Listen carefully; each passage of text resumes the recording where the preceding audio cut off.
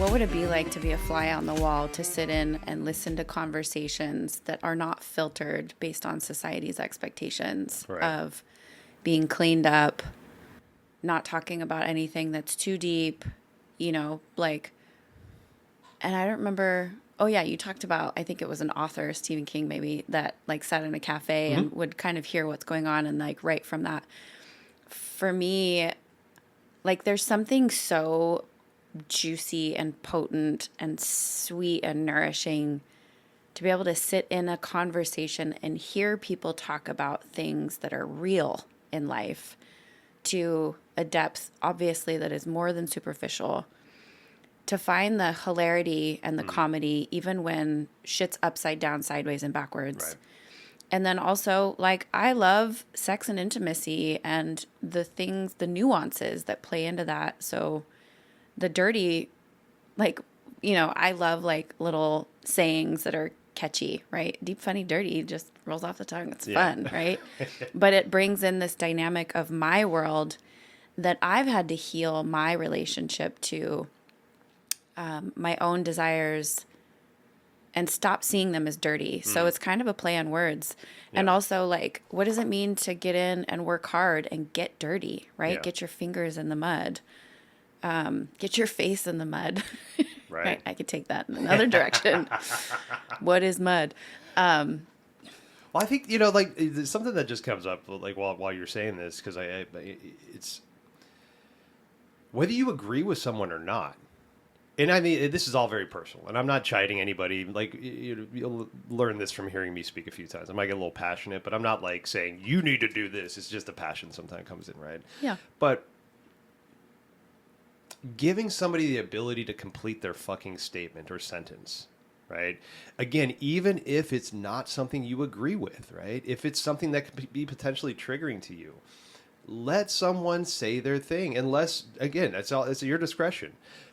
But what I've experienced personally is the moment you feel that you have sensed an ignorant statement, an ignorant emotion, or an ignorance of whatever that you personally define, and then you step in, hold on. Now you've just cut that person off. They're in the middle of their piece that they're just saying. You have no idea if they might fully come back around and rectify the thing you're pissed off about, because the one thing that you've just tied yourself to them saying, not letting them finish their statement, is only going to get them more pissed, which is going to make them more disagreeable, which you won't even know if you're disagreeing with them fully or not because you haven't let them finish their fucking statement, right? Right. And so, like, to me, it's like we're causing a lot of these problems by being impatient and assuming we know what the person's talking about, right? And now for me, the caveat to that is I've got the memory of a goldfish, right? And so, like, as somebody's saying something, I might have like, oh, I got a thing. I want to retort. And if you finish your statement, I'm going to forget. Yeah. And so part of that could be like, well, if you forget, it's not worth saying. Right. Or like right now, I have this yellow pad in front of me that because all the random thoughts that come in my head, I will jot them down and find my way back to them eventually. Right. It's funny. I left and I was like, should I bring a notepad? And I was like, no, that's Adam's thing. Yeah. Yeah, so I think, like the depth, the hilarity, the dirtiness of whatever the statement's going to be, the offensiveness you potentially could take from it, right? Yeah. And again, you don't, one of the things I hate when people say the most, when a yoga teacher say the pose you hate is the pose you need the most. I fucking hate that. I think that's bullshit. I think that's gaslighting. I think that's fucking trauma informed, like trauma triggering. Like, oh, I hate fire. Go put your hand in the fire and get used to it. Fuck you, right? Yeah. We don't need to put ourselves in front of all these traumatic experiences constantly, right? We don't need to find a way to cover, like, if we believe in reincarnation, which is a big statement to put out there, then you believe you're going to come back again. Right. So why do you got to solve all the problems right now? It's so funny because I really wanted to cut you off in the middle of that to tell you how much I love that statement. And it's because it's been true for me. Yeah. And I was thinking about it yesterday. I actually posted this on my social media. So Navasana, or boat pose, has always been like my kryptonite, my nemesis. Like I used to make excuses like, well, my legs are really long. I can't find balance. And, which is just like, it's still dealing with my core. Yep. But more recently with the trainer that I'm working with, Michelle Meeks, she's amazing. Find her online if you need a personalized fitness and nutrition guidance. And she's just like dope as a human. I've been practicing dead bug. But what's wild is like, I've been in the wellness, fitness, health movement industry for a long time. I've never been doing it right. Only until I started working with her. And these are the fun things about working with different teachers and different coaches and stuff is like you get to learn these things that are like more deep. There it goes, right? Yeah. Deeper into your own personal experience. So I can't even hold dead bug without moving my legs for more than like a minute. And it's teaching me so much about my core and my relationship to who I am and how I hold myself and where I've been abandoning myself, right? There's like the psychosomatic layers that come in. But yesterday I was at the gym and, I wanted to go do all this stuff. I wanted to work out these parts of my body that I know are going to show results right away. Right. And part of this ignorance and abandonment is like I don't know, never been able to like see the results as quickly. And so it's less rewarding, right? Mm-hmm. So I'm over in the corner, I'm on my mat, I'm facing the wall, and I'm doing dead bug, and I am angry. And it's what used to be my nemesis, which I now love, is chair pose. Yeah. Like I screamed and cried during teacher training with how much we worked on chair pose. And it brought up so much about my relationship to my own sense of powerlessness. And so here I am again in dead bug, and there's so much story. And I'm recognizing like, wow, I've just been so completely disconnected from this part of my body. And yeah, like I had 3 kids. My last one was huge, very traumatic birth. Yeah. And so there's a reason why I became disconnected. It's how I survived. Right.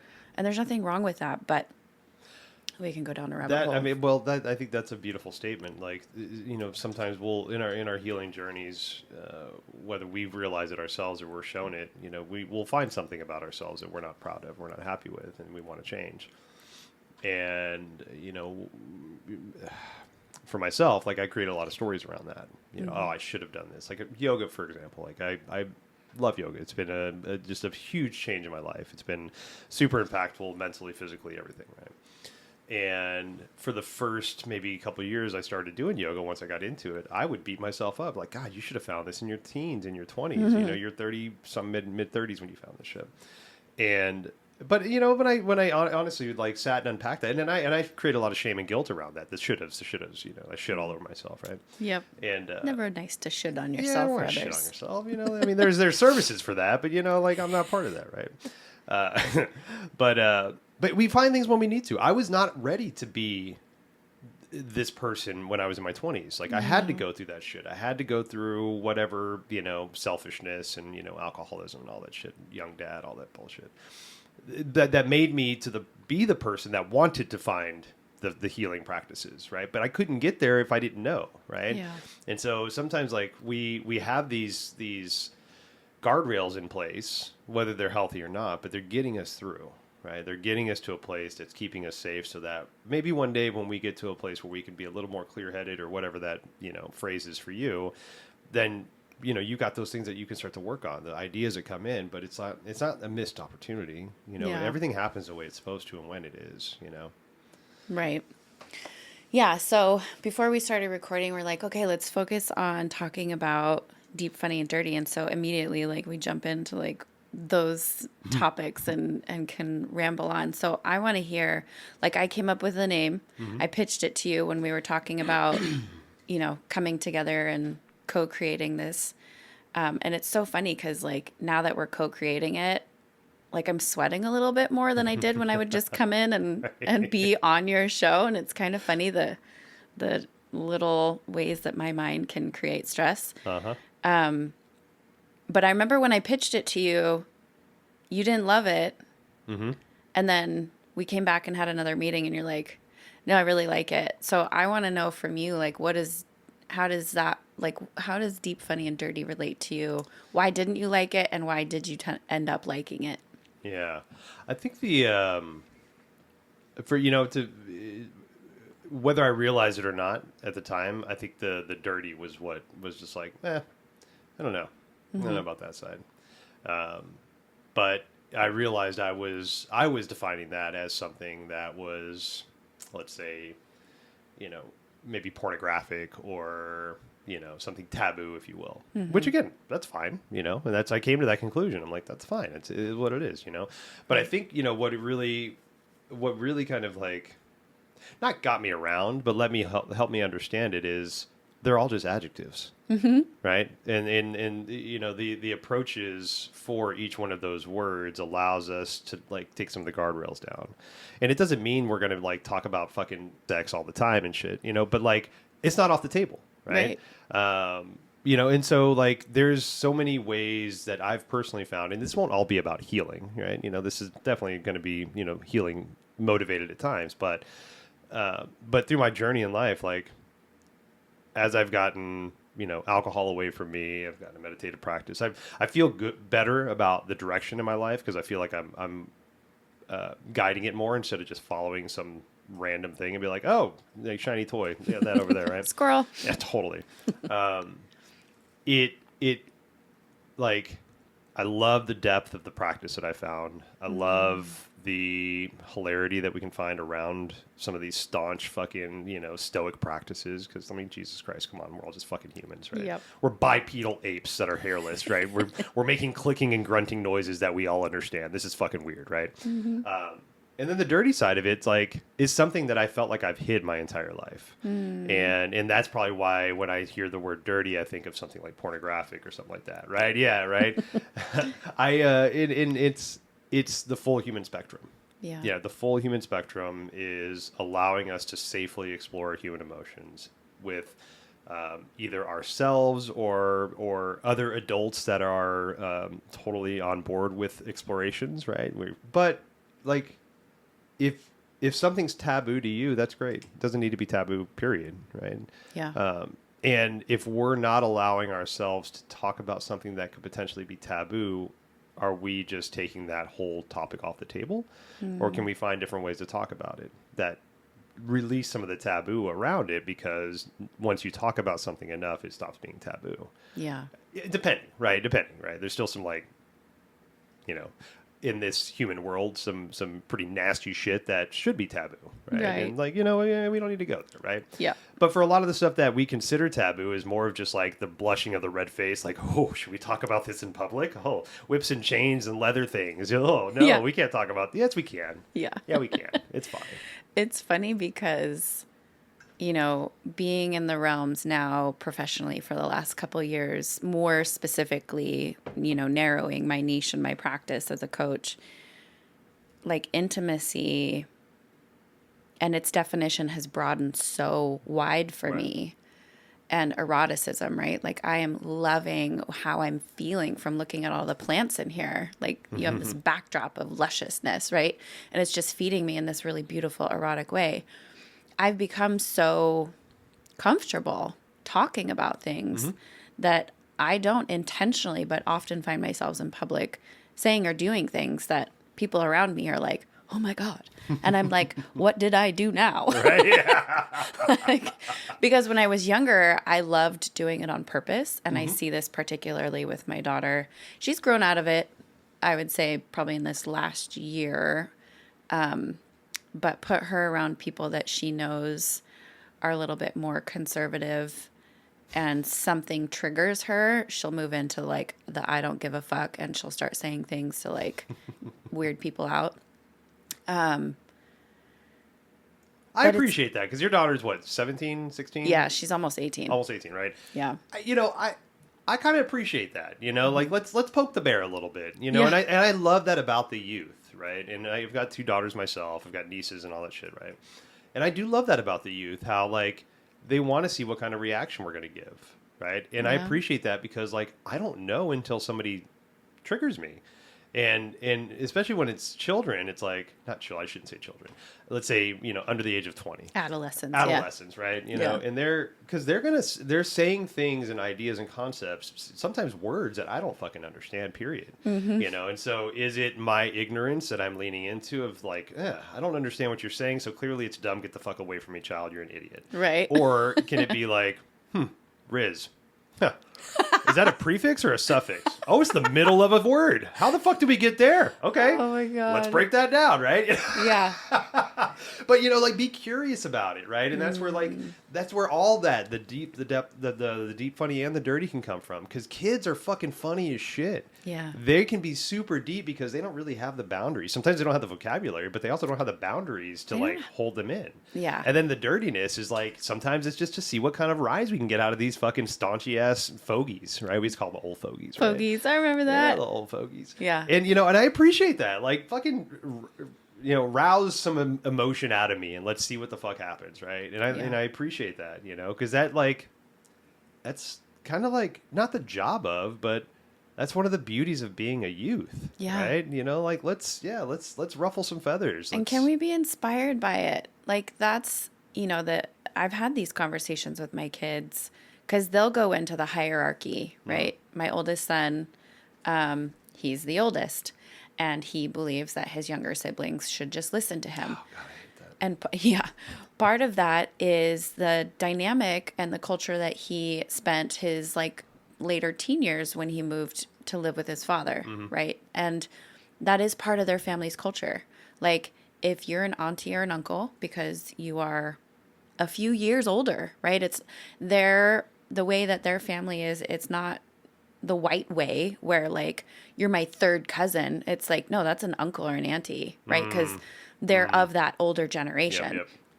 And so and I'm not gonna lie, to some degree I see it work really well. Yeah. Like, the younger kids learn a different level of respect that I think our culture doesn't really cater to, in a way of like, you respect your elders, right? I grew up with that. Yeah, totally. And my kids, I let them swear in our home. And I have taught them, like, when you're in a space where there's elders or younger kids, you do not swear around them. Like, yes, I give you that freedom when we're at home because I want you to feel like you can speak freely. And the reality is like, they don't much. Right. And I think that it is because they have that freedom. But they'll move into that hierarchical system where they think that because they're older that they know better. And I've been trying to have that conversation with them to say, like, that's not always true. Yeah. And it's hard for me to admit sometimes because my kids will school me in certain areas where I'm like, ooh, humble pie. Just take a big old spoonful of that. But there's also so much freedom in being able to recognize, like, wow, I have so much to learn here. That is, I think, the best statement ever. One of the things that I was taught as a young manager from my mentor at the time was like, be ignorant. Admit your ignorance. Admit you don't know something, and then learn it with that person together. So then two-part, right? I was their boss, right? I was a manager of sorts, right? And so when I had, like, let's say an hourly employee come to me and I didn't know the answer, that whatever differentiation between the levels, the hierarchy of me, being a manager and this person being an hourly employee, which is just on paper, it doesn't fucking matter, right? Right. It's all lateral management, horizontal management. But when I was like, oh, no, you know what? I don't know. I don't know how to make a fucking whatever, let's call it a snake bite, right? I haven't made one of those in fucking a decade. Let's go look that together. And you're like, oh. And then the employee's like, oh, well, my boss doesn't know. We're going to go Google this shit together. Yep. Because this is the early 90s or early 2000s when it was like, what is this Google thing? We actually, we asked Jeeves probably, there wasn't even a Google. God. Yeah, we were asking fucking terrible. Jeeves, right? Jeeves, poor Jeeves. But it levels everything out. And it's the same thing with our kids. Like, we're in charge of our kids to make sure they're safe and all that shit, right? But like, there's so much mutual learning that happens from the parents to the kids. Like, I'm going to teach you, all the things that I've learned from age, right? From trying things over and over again, seeing the results. And I'm not going to say it's always going to happen this way, but this is my feedback, right? And then you're going to educate me on the fucking Riz and Ohio and all this fucking, kid slang that I don't know about. What's Ohio? Ohio is a word that kids use to mean weird. And I'm like, you should use Florida. That's weird. Florida's the fucking armpit of the goddamn galaxy. And we're saying Ohio? Fuck, I've been to Ohio, man. I've been to Florida. Right. Gators are not going to fucking try to, like, drive your Uber in fucking Ohio, right? In Florida, they're all over the place. Like, there's dudes eating faces and shit, like bath salts, all right. So Ohio, I don't get it, but I understand. But, but it's that beautiful like it's that partnership between the youth and the adults to have the wisdom of the adults and the energy of the youth, right? And they kind of come together. But just really quick to come back to your sibling dynamics thing that you were saying, that's been one of the hardest things for me to kind of get past with my family. Mm-hmm. I shouldn't say that, no. I didn't realize how quickly I fell back into those sibling dynamics until I started like looking at myself a little bit, you know, and just saying, okay, I don't like the way I show up here. I like the way I show up here, and just doing that work, whatever you want to call it, healing, whatever. And I remember going around and especially my older brother, because I'm a middle kid, so I'm technically an older brother to my younger brother, but like, we were both basically younger brothers to our older brother, and it's interesting how those dynamics fall back in. So even though, like you were saying earlier, like the older sibling knows better, they've been around more, they've tried more shit, right? Yes, and I got to a place where, I didn't want to recognize that dynamic anymore. And not because I thought I was smarter than my older brother, but just like I didn't want to be his little brother anymore. Yeah. And it wasn't like he was treating me that way. But one time when we got together after we'd been, he lives in Texas and I'm up in Washington, and we got together for like a holiday or something. And I remember, and I've said this, different stories and shit like that. And I don't mean to beat my brother up because I love him to death. We get along so fucking great. But we were standing around his living room in Texas, and he walks in, and we're looking at each other in the eye, and he's like smiling, and he just slaps me in the nuts. And I'm like, by then I'm like fucking near 40. And if you got friends that you do that with, that's great. Yeah. And I'm your brother, so we used to do that. It's great. But now here's a boundary. Let's please honor that. And sometimes he does, sometimes he doesn't. We've been brothers for 40 some odd years, right? Yep. So sometimes he's going to tap me in the dick. And I'm like, hey, remember, don't tap me in the dick. Yes. But it is. It's those sibling dynamics that it's hard to kind of get past, But it's like, I think that's important in part of that journey, because we really kind of look at ourselves to understand where we're allowing ourselves to be, either we're allowing ourselves to grow or allowing ourselves to come back into kind of like a manipulation almost, Yeah, and it's interesting hearing you talk about that, because I'm in the middle of a conversation right now with one of my best friends, and it's funny, like, considering how the conversation's going and what I think she's trying to say to me, and about the fact that I'm going to respond with my story as part of what I think she's complaining about, is these are patterns, right? And they are deeply ingrained in our neural pathways in our brains from, oops, I don't know if that's going to make noise. I just hit the mic for anybody listening. So this is my perspective. We have our karma and the lessons that we are contracted and assigned coming into this realm as a human being. And I believe that within those things, we're being asked to learn and evolve certain ideas that we were born into. And it takes these two or more people to create a mirroring effect where we adopt roles, right? Big brother, little brother. Right. Okay. My relationship with my friends, like, friend, right?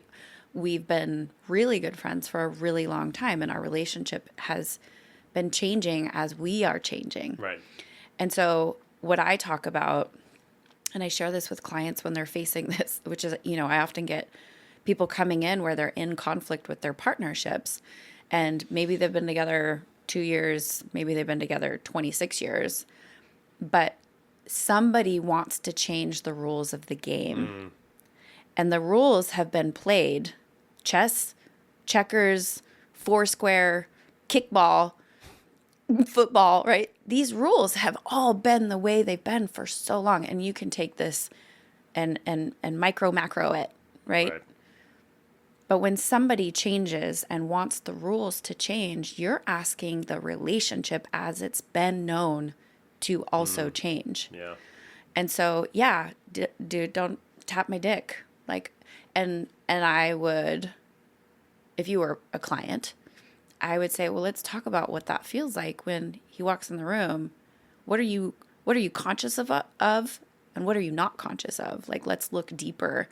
And then I would probably encourage this person to speak to that. Like, dude, my body contracts and I don't feel safe because I'm worried about you turning around and tapping my dick. It fucking hurts. It doesn't feel good. It's scary, right? Like, right. But most people, particularly the male gender, they've never been taught to say, I don't feel safe in my body when you walk in a room, right? Mm-hmm. Like, my son, this is funny. Here goes my ego. My son, I feel incredibly emotionally intelligent. This is a world that I work in and I'm passionate about, and I feel like I was innately gifted with all sorts of feelings, and I'm very attuned to the feelings and the energies of my space. Mm-hmm. He just turned 13. He's a big dude. It's fun to watch him growing. He has had the best of me as a mother out of my 3 children, right? He's never seen me intoxicated except for the one time I took CBD oil for pain that has a tiny trace of THC. And because I'd been sober for so long, I felt the THC and got incredibly uncomfortable and had to go to bed. And they all thought it was hilarious because I was freaking out and laughing at the same time. So the one time, and he still talks about it, but core memory for him now. Oh my God. He's like, and he'll do, so speaking of like ruffling feathers in public places, we'll be amongst a new group of people and the topic will come up and it'll come to his mind. And he's like, Mom, remember that one time you got high? And I'm like, okay, now you have to tell the whole story because I'm sober and I'm publicly sober. And now, anyway, man. But, recently he's moving through a lot of testosterone. Mm-hmm, mm-hmm. And he often comes home, I think, pretty depleted. Yeah. He has a lot of screen time unsupervised when he's not with me. And so he comes back home and it's like the first time that he's in tune with his mind and his body and his heart. Mm-hmm. And he's often flooded with emotions. Yeah. And recently we were in a conversation and he was making those statements about like what it means to be a guy. He's like, we don't cry. We don't talk about our feelings. And he's 13, and that rhetoric is still, whether it's being spoken or not, it's and still out there. And that's where I'm like, where is this coming? And, I have to recognize, like, regardless of what he's learning and experiencing with me, he still has a big brother who probably slaps him in the dick, who, punches him or, tackles him or, gets on his case. And that's because my older son was definitely more conditioned with that kind of conditioning around what it means to be a boy, what it means to be a man, right? And like I can teach him till the cows come home how to be okay with his feelings of being afraid or his feelings of not being enough or whatever it is that boils up for him. But at the end of the day, like he's still greatly impacted and influenced by the rest of the world. Right. Yeah. So it was a little bit of a tangent, but setting boundaries and changing the rules of the game doesn't always work for that other person. And so then and this is part of the conversation that's happening with this friend of mine right now, is she's expressing something about me that doesn't work for her. And I'm deciding whether or not it's something I want to change or not. Yeah. And if I don't, it may mean that the relationship isn't going to look like what it looks like, or it may not exist at all. Right. And where I'm at in my life is I'm okay with that.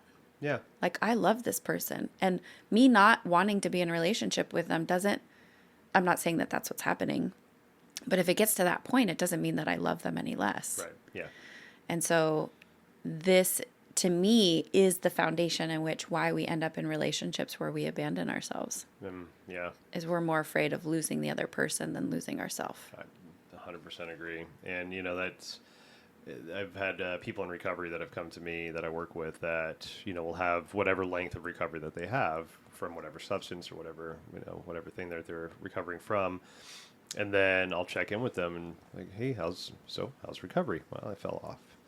Okay, let's talk about that, right? No, like wagging finger, Yeah. We all fuck up, So, okay, well, what's going on? Well, I felt pressurized from my spouse, from my friend group, from my blah, blah, blah, because I was the only person not participating in this intoxicating act. And I still have these friends, and I made everybody feel weird and awkward. And so I just decided to start, let's say, drinking again or something.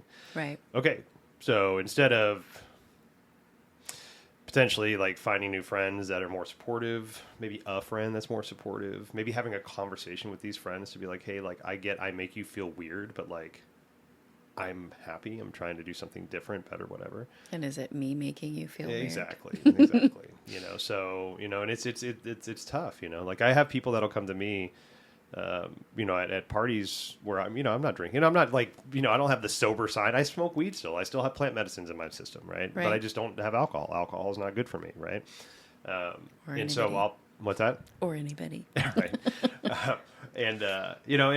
But it's funny because I'll find myself unprovoked having so many conversations about sobriety. Mm-hmm. People come up and they're like, hey, what's going on? Where'd you drink? Oh, no, I don't have one. Oh, you don't drink? No, I don't drink. I've always thought about not drinking. Yeah. I've thought, one time I went this long, or, this spouse had, this person, and they always have, somebody's got a story about their attempt or their desire to, or their thought about sobriety. Or their family or friend that right. Struggles with said substance or. It's just, it's really interesting to know that is such a talked about thing, but still it's like we're creating opportunities for it just to be, it's fine. It's like, it's the American way, or it's the way we just manage things. It's how people celebrate or grieve, and there's like the wide spectrum in between, and people will use it until it doesn't work anymore. And it's interesting. I love that Sober Curious has become like a more trendy thing where people, I don't even know. Is it Sober November? No. Sober October. Sober October. It's okay. Like Movember, I think, is mustache. Prostate cancer awareness month. Yeah. Oh my God, that is so funny. Scroll moment. I am getting ready to go on a trip, and I realize that I'm out of my throat spray, and I use that a lot when I'm traveling. It's got zinc in it and all this other good stuff, and I feel like it just helps keep my immune system up. Mm-hmm. Plus, if you can't tell, I'm a little raspy. I'm dealing with some kind of throat thing. So I call this, I usually get it from my old naturopath that I don't live close to now that I've moved. Mm-hmm. And I called a supplement store this morning, and I'm asking the guy about it. And I have to spell it for him. And he goes, is this the prostate thing? And I go, what? And he goes, is this for prostate? And I said, no, it's a throat spray. Like I had said throat spray so many times. Take it to the other side. And he went to the other side. And I was giggling because I was just talking with a friend who was referring a client to me, and we were talking about prostate massage. And so anyway, I like went down this like rabbit hole of like really funny things that I could have said to this guy, but I kept it together and I just stayed on topic. Good for you.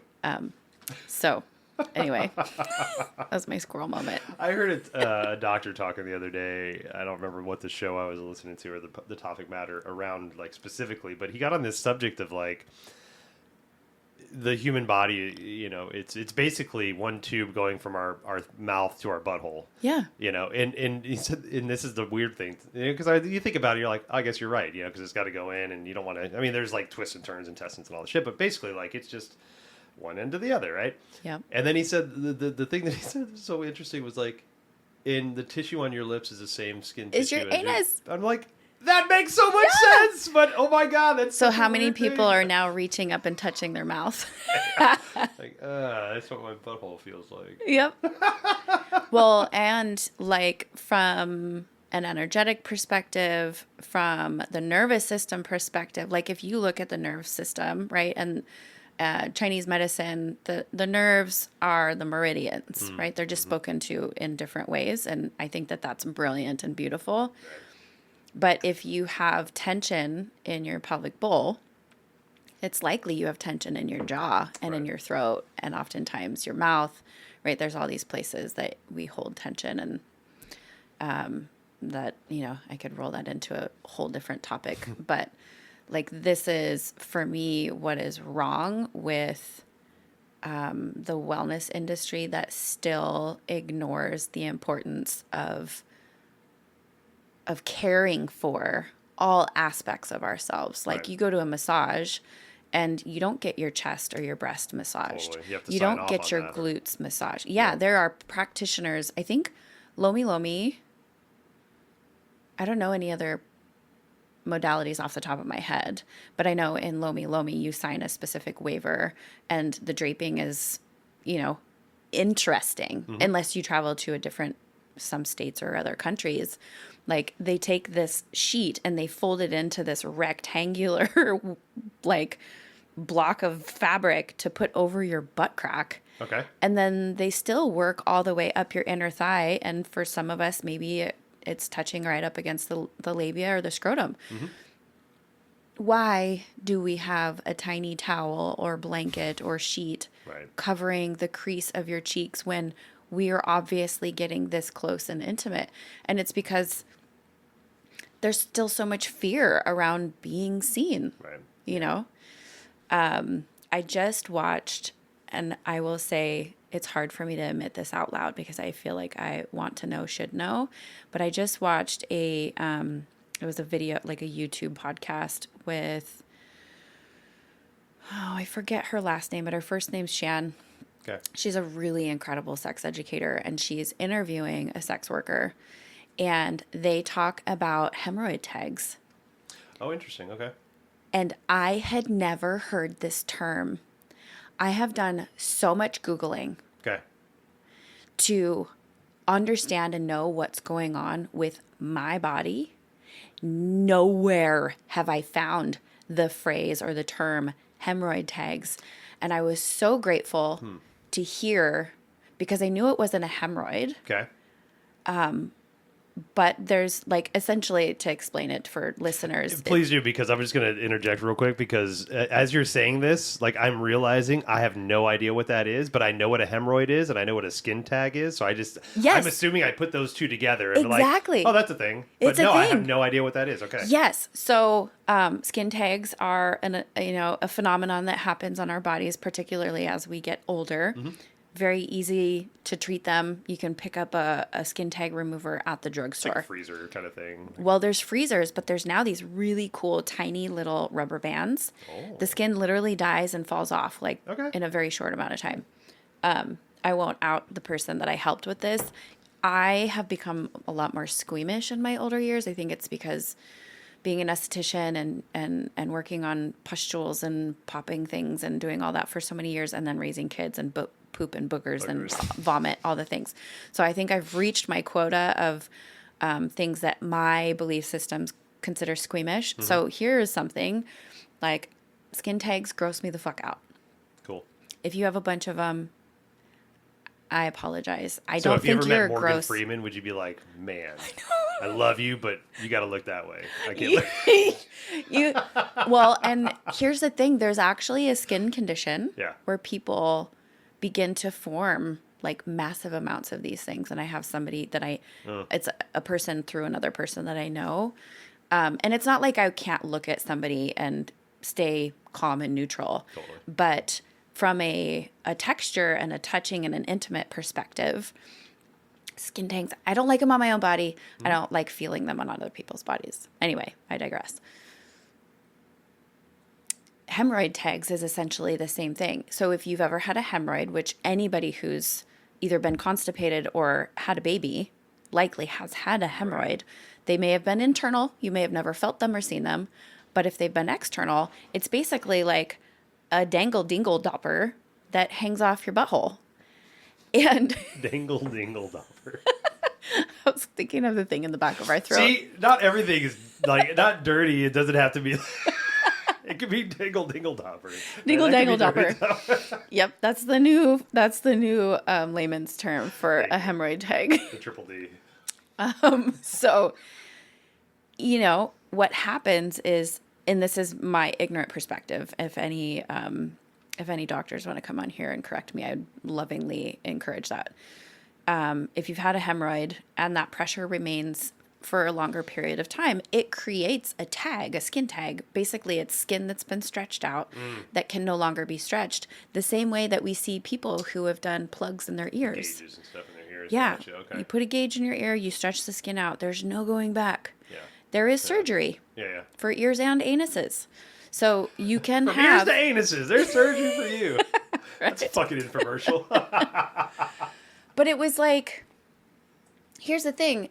I have had so much shame around the way that my anus looks. Okay. And it hits my brakes in times and spaces around intimacy. Okay. Like if my butt is on display for my husband or lover, I'm aware. Okay. I'm not thinking about the pleasure I'm experiencing. I'm worried about what my asshole looks like. And it completely takes me away from whatever arousal that I could be enjoying. Yeah. It's not always super detrimental, and luckily I have a lot of tools to know how to work myself through that. But I just loved hearing these two women talk about it. And Shan talked about how hers is pleasurable. So since hearing her talk about that, I've been exploring mine. Sadly, they are not pleasurable. But I got to have a closer relationship with myself and my body to just bridge that gap of where I've felt judgment of my own self. And also it helped relax my fear around them being seen. Because the woman who was a sex worker was talking about, Shan asked her, do you tell your clients about it? And she's like, no, I don't. And her thing that she was talking about was ass worship, which is part of why I wanted to watch it. Because I was like, what is this that she's speaking of? She's like, no, why would I? And then, so they were talking about how they both experience pleasure from these things that they have on their bodies. But the sex worker was getting ready to have hers surgically removed. And Shan said, why would you do that? And she said, well, now I'm getting a little bit more involved in porn and doing more video. And she's like, I just want my ass to look pretty. So there's still this idea that if you have a hemorrhoid tag, that your ass isn't pretty. Yeah. Right? Like that's the messaging. We're making the best of what we got instead of like, no, this is pleasurable. This is beautiful. It's natural. This is what it needs to be, Yep. Yeah. So anyway, that's, everybody knows. Well, it's funny because like you'd mentioned something earlier about intimacy and eroticism. And I think until recently, I always thought the two were the same, and I didn't think there could be, I didn't even consider separating those words. Yeah. I thought one was just like it was a synonym for the next, right? I know very well now, like that I can be. There's like so many forms of intimacy, and I think this is where it comes for me. Is like I used to think intimacy was a romantic thing, right? I could only be intimate with my romantic partners or my spouse, whatever. Not realizing that I have an intimate relationship with my dog. I have an intimate relationship with my children. Intimacy is not sexual. Like intimacy is just like this. Like I love the I can't remember who I heard this from, but somebody broke the word apart into 3 words. Into me, see, right? That was me. Okay, yeah, right. And it's like that those are beautiful, right? Because it contextualizes these things, right? Yeah. And when I recognize that I can have an intimate relationship with my children, that is clearly unsexual. I can have an intimate relationship with you, Awa, across from me, that is not sexual. And those things can be true while still having a sexual partner that I'm intimate with, right? And I think that's where this whole thing blew open for me of like, oh, I've been limiting myself. My ass has been in the air and I've been self-conscious, right? Instead of just like, hey, there's a beautiful human across from me that I connect with in an intimate way that's not romantic, that's not sexual, that's not anything but just like you can see me for the me that I am, and I'm allowing myself to be seen and not trying to like hide myself, at least advertently. Sometimes we still have our things we hide behind, our patterns and shit like that, but for the most part it's like I'm not constantly checking my nose in front of you to make sure I ain't got a boogie hanging. I'm not like quaffing my hair and shit. It's like, hey, I'm you, you're me, we're just doing this shit together, right?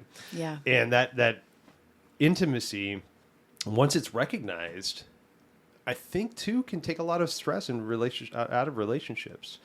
If you're in a monogamous relationship where you have one person, and that person whether you've outright said or it's just insinuated that you're going to be my best friend, my therapist, my coach, my fucking everything, right? Right? And it's like that's so much pressure to put onto somebody, right? Yeah. And whether consciously or subconsciously, let's say I'm your partner. I know that I cannot show up for you in all of those ways.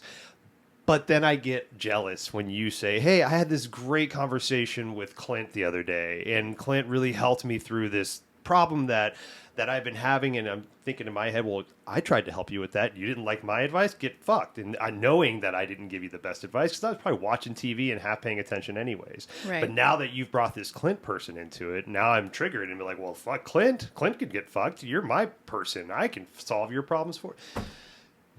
That's exhausting, right? So if I can, as this fictional partner of yours, say, hey, this Clint guy sounds awesome. I'm not threatened by Clint. I trust you as a person. We have our agreement, whatever that is. Mm-hmm. Cool. Go hang out with Clint. Yeah. Let me know how it goes. Because I could get some advice from that. And then maybe down the road, then I don't need to take Clint's place, but I might be able to like see something of where I've gone wrong in my own verbiage to you. Or maybe not wrong is the right word, but just things I could do maybe to show up better, present, whatever. And learn. Yeah. But also, like, I think the biggest lesson is that I will never be Clint. Yep. Fictitious Clint. I will never be that person. And if you found a way to connect with that person that's very helpful for you and it still doesn't break any of the rules that we have within our personal relationship, go fucking hang out with Clint. Yeah. You know, Jesus Christ, man. Let me find a Mary in my life that I can fucking have, you know, that helps me in those ways. Yeah. These are huge dynamics that play into non-monogamy. And I know we've had conversations around that a little bit, both on mic and not. It's like, I love the saying, love is not a pie, right? Like, it's not like you get 8% and you get 20% and my partner gets 80%. You know, it's like, we're not carving that out like that. I have found so much gratitude. And yeah, sometimes it stings, right? I hear my husband in a meeting laughing with another person and I'm like, oh, like he hasn't laughed with me like that in a long time. And I feel sad. Like I want to bring him that joy. Right. So like you said, there's an opportunity to learn. Like, hey, what were you guys talking about? And I was just listening to another podcast. I think it was the Modern Wisdom podcast. And I forget the guy who he was talking to. But he says, you know, if you walk into a dinner party with your partner and your partner starts opening up their mouth and telling these people all about their lives and you don't know who that person is, and you leave that dinner party and you get back in the car and all you talk about is who has to pick up the kids from school and what's for dinner and whatever, that's a problem. There you go. I like that. And, you know, there is a reality, and this is also a dynamic I feel is happening in this other conversation. Relationships take work and intention. It's not enough to just be in each other's lives and expect to be good at any one of those roles, right? The partner, the lover, the therapist, the best friend, the, you know, whatever. It's like these things, there are agreements. And sadly, because monogamy is the assumption in most of our culture, there are rules that are assumed with monogamy. And it's baffling to me at how quickly we will jump into a relationship with these assumed rules and have zero conversation around them. Oh my God. Yes. Like, is flirting allowed? Right. Okay. Well, if flirting's allowed, is it same-sex flirting or all genders? Right. Is it, how far can you take the flirting, right? Like, and whenever I was in monogamous relationships, flirting was not allowed. Ever. Watching porn was not allowed. Ever. Thinking about, fantasizing about, believing that anybody else was attractive was not allowed. And it's insane to me now. Right? And it's funny because, you know, I shared this with you before we started recording that Patrick left. He flew out Tuesday morning. Well, Tuesday afternoon, I get a text from him that says, hey, I was looking at these photos and forgot to show you. And immediately my stomach dropped. I thought he was going to send me pictures of a woman or somebody else he was like looking at. And I before I even like opened up any more of the message, I like took a breath. I reminded myself that I am loved and I am safe and that he is allowed to have eyes for other people. It's like art, Yeah. like Yeah, right? so many different genres of art. Like, can we You appreciate can it and only look respect at it? Picasso. There's no MC Escher for you, motherfucker. Exactly. And so, like, I took a breath and I just paused for a moment and, like, nurtured myself in my remembrance. And then I opened the text messages and they were me. They were pictures that he had taken over the last week, like when we had been out and about or on walks. And I just laughed and I messaged him and I was like, oh my God, I mentally prepared myself to see pictures of somebody else.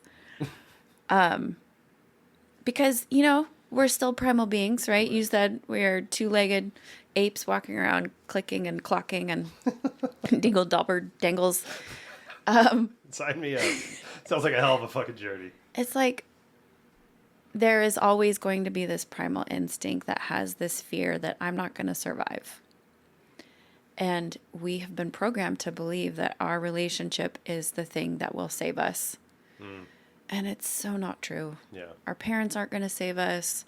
Our lovers aren't going to save us. Our best friends aren't going to save us. Our jobs aren't going to save us. Our bank accounts aren't going to save us. Like, and this is where, the depth of where these conversations go for me is like the only thing that's going to ever save me is the assignment in which I agreed upon when I came into this incarnation. Right. And I believe that my relationship to spirit and having faith is what's going to give me my sense of safety and nothing else. So. I love that. Yeah. Yeah, but I've actually, it's funny you mentioned that. I've been thinking about that whole idea a lot lately, and it for me, the math doesn't add up anymore. How so? Like which part? I guess you called it a soul agreement, right? Where I'm like, your mission, should you choose to accept it, Adam, and then you bibbity bobbity boop off the fucking Earth or whatever planet you choose to incarnate in. And, like, I don't know. Like, I'm not going to say, like, that can't be right. I don't fucking know. I'm a human being. I got limited resources to work with at best, right? I recognize my ignorance. And, but I do feel like there's aspects that make sense to me out of that statement, right? And so for me, what I've been thinking about lately is, so the reason why, like I've had spiritual mentors, psychics, people tell me things that about my past life, about things like that I'm like, okay, cool, that makes sense. It makes sense, quote unquote. I'm air quoting the shit out of this makes sense, right? Yeah, I can find ways to rationalize that with the limited brain space I got, right? But where I started thinking more about it was like, what if I never come to my understanding that this is my path, right? And that doesn't, I don't think that negates the path, right? I don't think that, but it doesn't unlock the path. It doesn't open your path. Like, you can't get forced into a journey if you're not ready for it, right? Like, Frodo, Lord of the Rings style, right? My man was really reluctant about taking that fucking ring from that 8-foot tall fucking wizard and trekking across Mordor by himself or with 3 other little hobbits to throw this goddamn ring in a fire, right? As reluctant as he was, he still agreed to it, right? He felt like he could do it, right? You can't force somebody. You're like, no, Frodo, I'm going to stand behind you with this pitchfork and keep poking you in the ass until you actually do it. No, there's got to be buy-in on both sides, right? And so the buy-in in this example would be the perceived awakening that people have, right? Now, I've woken up to my ignorance. I've woken up whatever, right? I've seen the light. I've seen, whatever metaphor, adjective you want to put in there, right? But we have some awakening, spiritual, mythological, religious, agnostic, but sometimes even atheists can have awakenings to be like, hey, man, I recognize there's something outside, like nature. Nature's fucking cool. Like, you don't have to believe in God to believe in fucking nature, right? Yep. And so the idea that I like to work with now, or in beta testing at least, is from the point that you finally become you, right? Realized, right? And that doesn't mean like consciousness and ascension and right? But you realize that you're something just outside of what you thought you were, right? The theory that I'm working with now is like, so for me, it was 32 was when I started a journey of something that it was actually outside of myself. Like, asked some big questions, realized I was a dumb shit. Modern soul. Yeah. Right. Yeah. So, and so to me, so from the age of birth till 32 is a very dark place. Not dark as in like demonic and evil, but dark as in just like I wasn't paying attention. I was just moving through life, right? And so all the shit that happened between that time is where I start my healing. And I'm not blaming anybody for it. And mom wagging finger, dad wagging finger, I was a fat kid, none of that shit, right? It is what it is. But now from that point to where I'm at now, that's my journey to unpack. And as I'm unpacking that, now my path shows itself in front of me, because what I'm healing from is now going to be presented in front of me as opportunities to grow, right? So I didn't show up because I was afraid to be seen. I was a heavy child. I was awkward. I had a mullet. I grew up in the South. I was kind of effeminate around all these jocks, and just like I didn't have a good, I say that with a grain of salt. Yeah. I grew up fine, right? But emotionally, not, right? And so for me, that journey forward is like, how do I feel good about being seen without being braggadocious? How can I get comfortable with maybe the idea of taking my shirt off? I'm in the best shape I've ever been in, the aforementioned heavy child, but I still don't feel comfortable because when I take my shirt off, I'm that 250-pound kid. That doesn't make sense to me, right? And so there's certain things where like that if you would have told me that when I was 15, get fucked. I don't know what that means, right? And know, but no, this is me awakening to my own journey. So instead of this supplanted journey of like, you will be fucking this thing as soon as you no, okay, yeah, cool. That, and if you believe that, that's great. But for me, it's like when you finally get to your point, it could be 50, it could be 15, right? That's where your journey starts. You look back at the past of what you've gone through and say, okay, I've got some shit to heal from. And as I'm healing from that, now I'm growing. And as I'm growing, my path now presents itself farther in front of me. Now, that can be supplanted in that initial, like, soul agreement of, like, hey, you might not know this, but at age of 32, you're going to realize you're a human boy and you're going to be things, right? And it's like, well, shit. All right, cool, right? So that can be a thing, too. Like, again, I'm not saying this is the way, but to me, that leaves more openness for the uniqueness of your own journey rather than, oh shit, I got to get caught up on something that I agreed to a millennia ago. Yeah, I guess. I mean, what you said makes sense to me, and it also makes me really curious about your human design chart, because I wonder if you have a 3-line in there. I'm a 6-4. I'm a generator. Okay, so the 6-line is similar to the 3-line. Which we don't need to dive into. I think what I believe and what I was saying is actually very similar to what you were saying. For me, the assignment isn't about an achievement. The assignment is here's your workbook and your homework of worksheets. Yeah. How many can you get through in the time that you're here on this planet? Yeah. Like it doesn't, and for me, like, I've died so many times. Like, I think my initiation and what I'm still working on and working through and evolving my understanding of today was pre-birth. I very much resonate with working through a lot of ancestral stuff. I think that my birth in itself was a trauma that I have faced, about believing that I am the cause of pain and suffering, believing that I don't belong, believing that I'm separate, being unwanted, right? Ejected or rejected from a body, and having these core beliefs. Like, so as a human being with a brain who then is biologically programmed to be absolutely self-centered in my formative years, like, I blamed myself for everything, and we all do. And so what I'm working through today is the same shit. It's just that's the spiral, right, that Buddhism talks about. And it's so funny. My son asked me about this the other day. He has a lot of visions like I do. He's like, Mama, my 22-year-old, I love it when he calls me Mama. Mama, what is this? What does this mean? And he just he outlines the shape. And I said, the spiral? And he's like, yeah. And I said, well, I can tell you what it means to me. So I shared with him. And then I said, what does it mean to you? And he shared that with me. He's like, I've just been seeing it everywhere. And so we're having kind of a deep conversation. And I said, yeah, it's part of my tattoo. And he goes, yeah, I was thinking about getting it tattooed. He goes, but then I felt like that'd be silly. He doesn't have any tattoos yet. Yeah. But it's like, what I shared with him is that we're going to face the same thing over and over and over again. It's just that we may have a different perspective. Some may say a higher perspective. But again, as soon as we start getting into levels, we as human beings assign better than.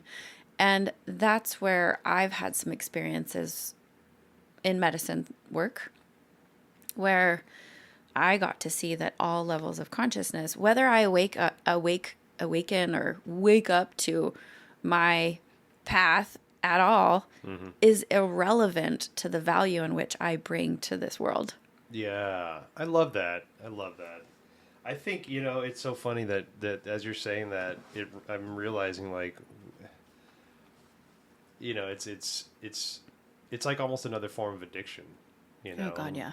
Moving in towards these ascension spaces and realizing the self, and and I say that in a jestly way, but like it's become, and I can't say it's become like, because I'm 45 now, right? I've been working through this myself since I was in my early 30s. We're all in a journey, we're all on a path, whatever it is, and I'm not here to tell you you're doing it wrong, I know it feels right to me, and again, just because it doesn't feel right to me doesn't mean you're doing it wrong. It just means it's not my brand of medicine, and I can recognize that. And I think that's part of my personal journey, is to understand that, like, I don't have to agree with everybody. I don't have to be right. I don't even have to share space with you. That's great. You be on your own journey. That's great. But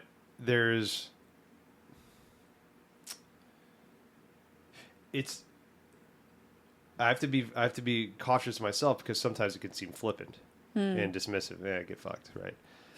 but it's also like, no, hey man, not get fucked, but just do. Hey, I don't need to be with you for it to be successful. Yeah. Right? You don't need to be with me for me to be successful. Totally. I can honor you in your journey and your path and your belief structure, and it's going to be completely different than mine, right? Yeah.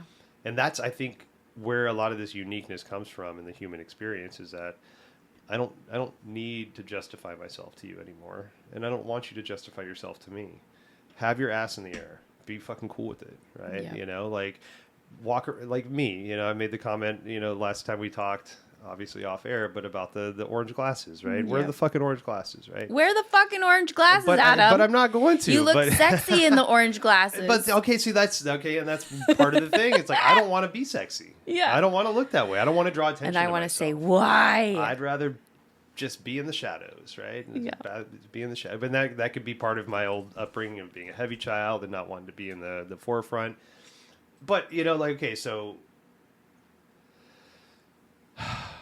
this is the life I'm living.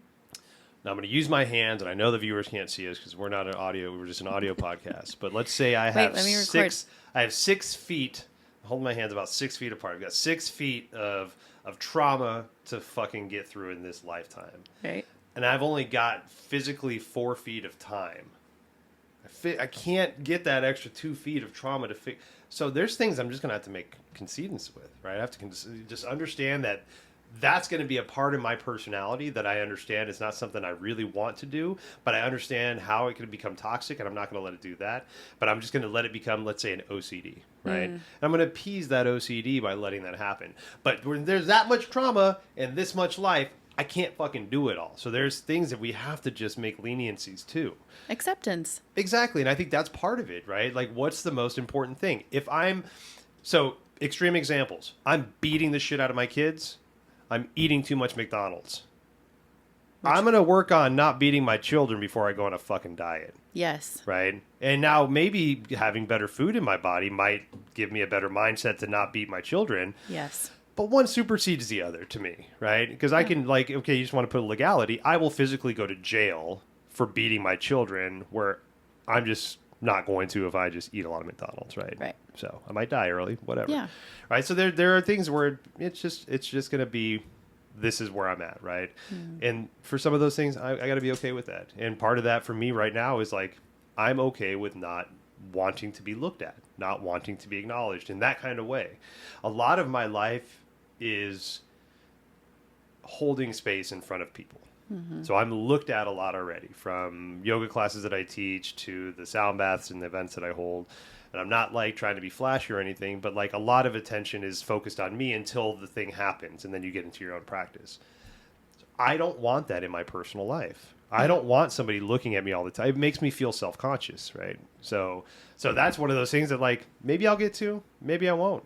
I'm okay with it either way. I don't need to be that, right? I just want to be me. Yeah. Whatever that fucking means. I think that it's really brilliant of us to reserve the right to choose not to change certain things. Mm-hmm. And I would say it's only been recently in this last year that I've started to recognize that that was an option, and it's been incredibly relieving. That's a good point.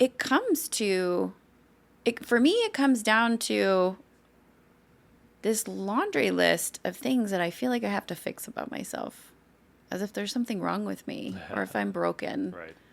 You know, people love to say I'm broken or I'm flawed or, you know, I have too much baggage. And this is, you know, a great marketing tool for the wellness industry is to teach people that there's something wrong and it needs to be fixed. Yeah. But what would happen to our culture if everybody realized that they are perfect just as they are? Right? You said yourself, it makes me feel uncomfortable. It makes me insecure. Right? Mm-hmm. But to look underneath that, you don't have to, right? I'll bring it up. You choose what to do and what not to do with it. But to look underneath like that insecurity and be like, why? Right? And, you know, we were talking about the hemorrhoid tags. I had this thought run through my head and, you know, I didn't write it down and here it is coming up again. So I'm going to share it. Another insecurity that I have in an intimate space, I'll call it a sexual space, is like the way my belly or my breast hang in certain poses, certain postures, not poses. Wrong class. And one time, I don't remember what was happening, but, you know, my husband leaned over, stood up something, and I saw his scrotum hanging. And I thought nothing of it. Mm-hmm. And it dawned on me. I have never looked at my husband's nuts and been like, man, look at how they hang. Look at the angle. Look, why are they doing that? Is that left one lower than the right one? Yeah, right? I've never been like worried about the way that the skin moves when not in its upright position. Which is so, it's so funny because like it sounds so ridiculous to say that full statement. Yeah. But that's a very like, true... hey babe, why is your nut hanging over on your left leg when you're sitting there like that? Like, what the hell? And so that awareness helped me find peace with the fact that when I lay down, my breasts slink over into closer to my armpits. Right. It wasn't until I also had a boudoir session where they got up on a ladder and took a picture of me from over top that I got to understand that the perspective someone else has of my body in that position looks very different. And I was like, damn, I look good. Yeah. Like, oh, my breasts look okay.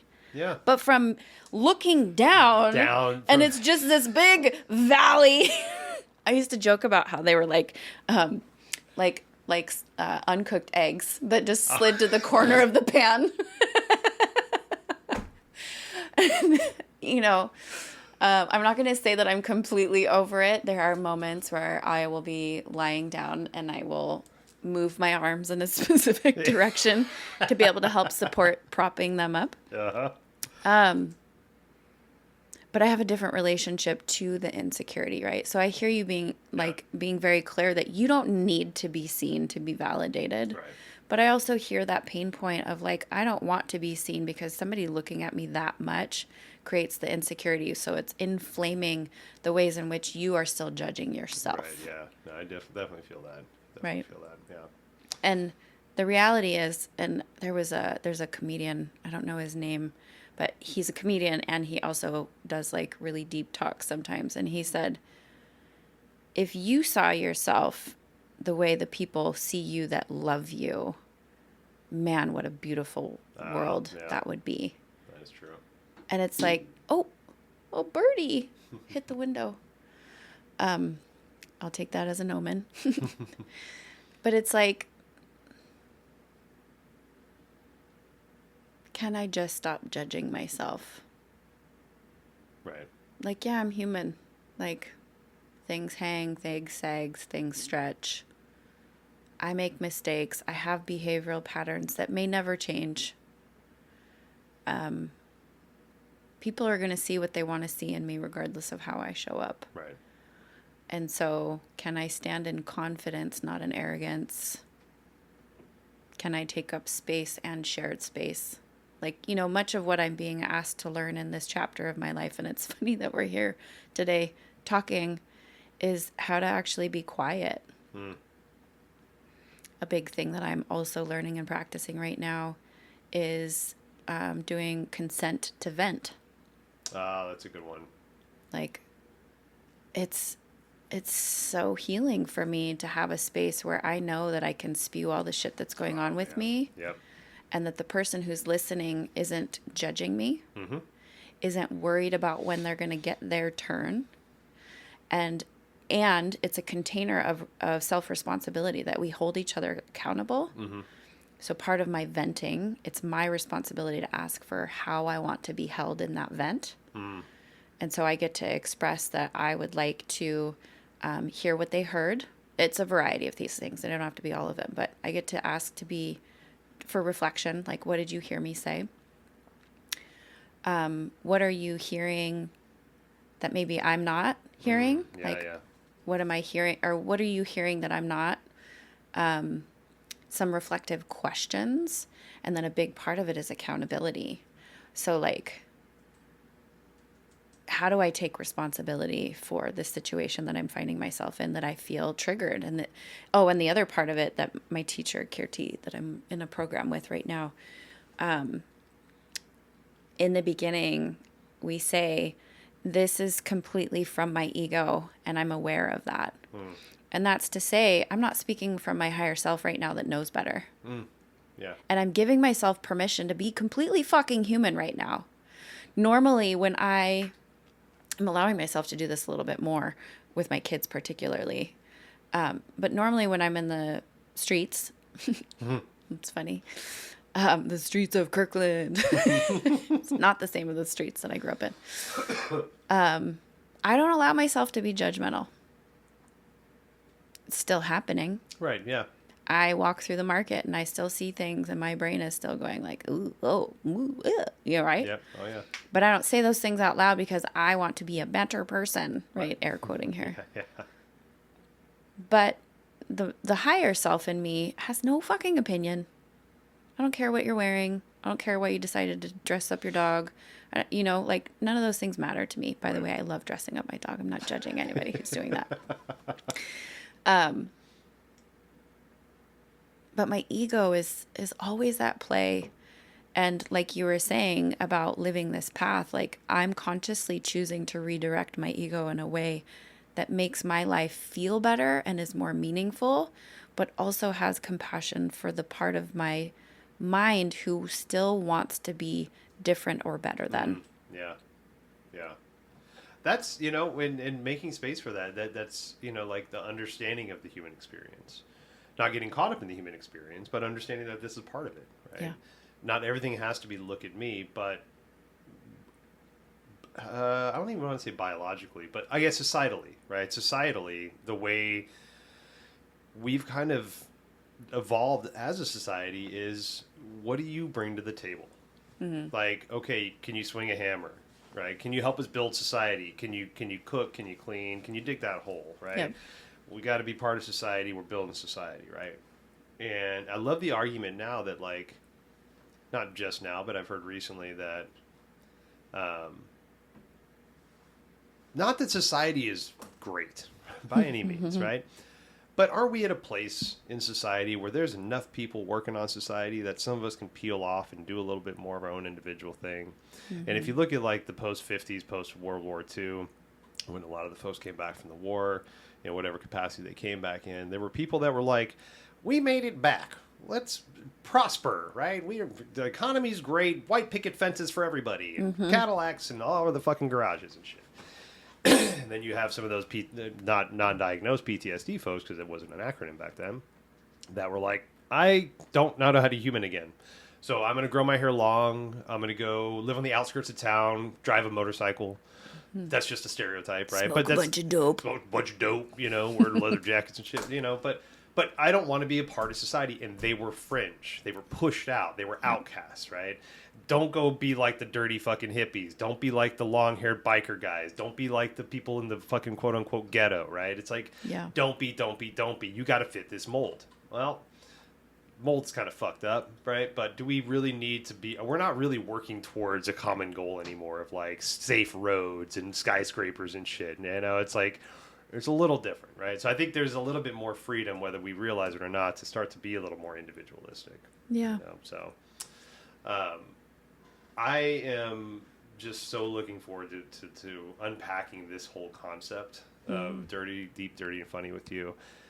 From the guests that we're going to have on to... Well, then you got to say the name right. Deep, Funny, Dirty. I know you said deep, dirty, funny. I thought I corrected it. I think you did, but then I don't know. My brain checked out. I did that a lot in the beginning. So I'm just going to leave leeway for us to fuck it up. Yeah, DFD. I'll just do there. We can do dirty, deep, funny, dirty, funny, deep, dirty. I don't know. Diggle, dabber, dabber. Exactly. Well, yes, join us. We'll be back soon. Yeah. I'm super stoked too. Yeah. Thanks for doing this. Appreciate you. I like that in the beginning you said, like, how do we want to essentially encapsulate this? And you said, we're covering the full human experience. Beautiful. Let's do it. Let's do it. All right. We'll see you next time.